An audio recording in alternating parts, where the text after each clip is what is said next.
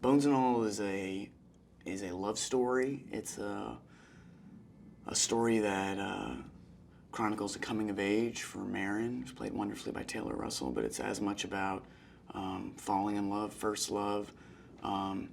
From when we made it, when we developed the script with Luca and Dave, it was the peak of COVID, and I think something that was relevant to all of us was being isolated.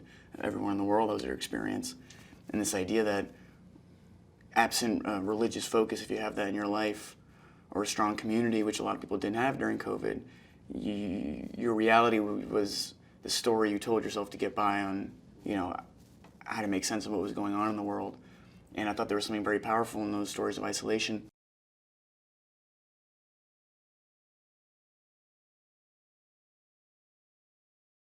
I felt that cannibalism, their eating condition, I felt was a strong metaphor for, either childhood trauma or addiction or just carrying something that you can't quite make sense of or carry shame with.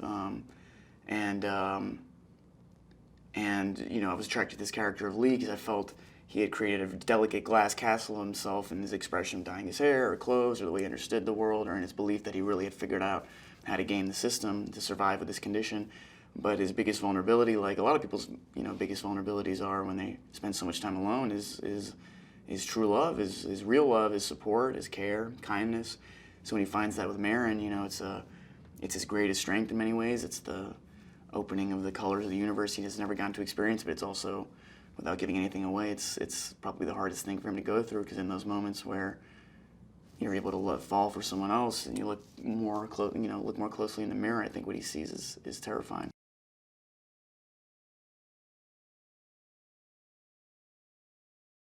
I think it's an on-the-road love movie inspired by the likes of, and not claiming to be on the level of, but nonetheless inspired by the likes of Badlands and True Romance, and not so much of the modern twist because it takes place in the '80s, but maybe a modern sensibility of, the weight we carry now as a younger generation, and the sort of despair a lot of people live in with global warming, and there's a war in the world, there's post-pandemic, lots of stuff.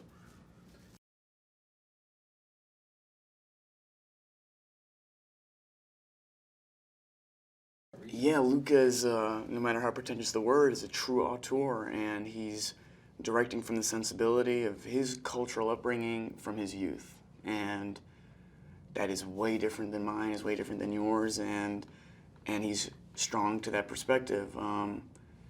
And he's deeply passionate, and yeah, as you said, to have, to have that fraternity with him, and also, yeah, that collaborative relationship, it's probably the greatest gift of where I am right now.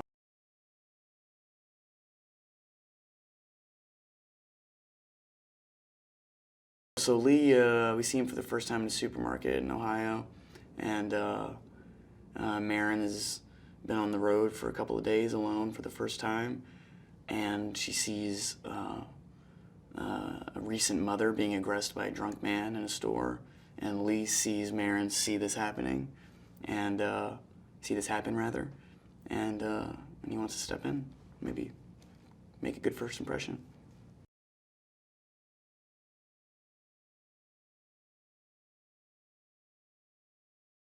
It was a joy working with Taylor.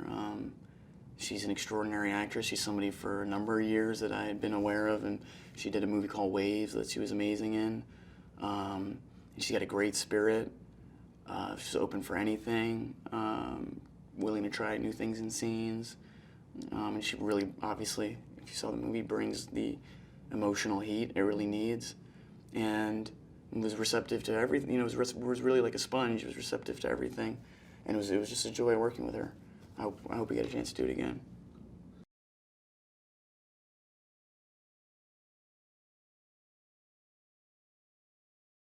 Yeah, well, they're both outsiders, and I think Lee's maybe self-stylized as an outsider being his identity, and to Marin it's new.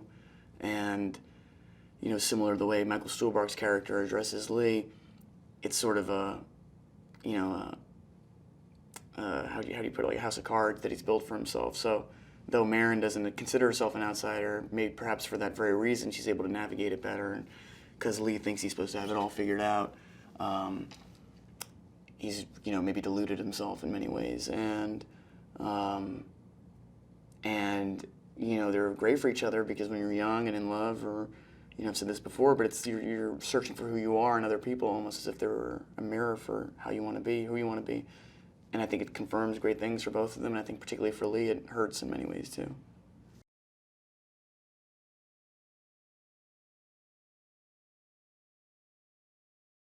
Yeah, well, I think Mark Rylance and Michael Stuhlbarg, they bring that sense of excellency to the story, to the cast. They're both, highly successful actors in film and TV and theater. They have a strong relationship amongst them as well.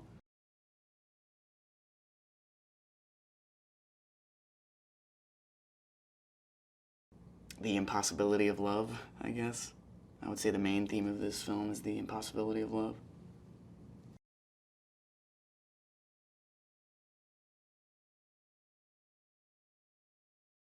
The cannibalism for me was a metaphor, as I said before, for some combination of childhood trauma or addiction, or the demons that people carry in life that they can't shake and that they can't forgive themselves for not shaking. And obviously, if you were confined to eating people, that would be an extremely normal thing to feel guilty about all the time. Uh, and so I think it's an effective story point in the movie. But in life, uh,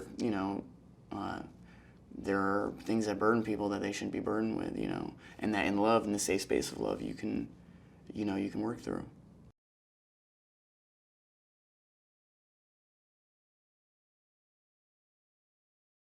I think I'm most excited for audiences to experience, a story that sincerely is zigzagged and goes in whatever direction it wants to go based on the whims of Luca Guadagnino, and I think that's rare now.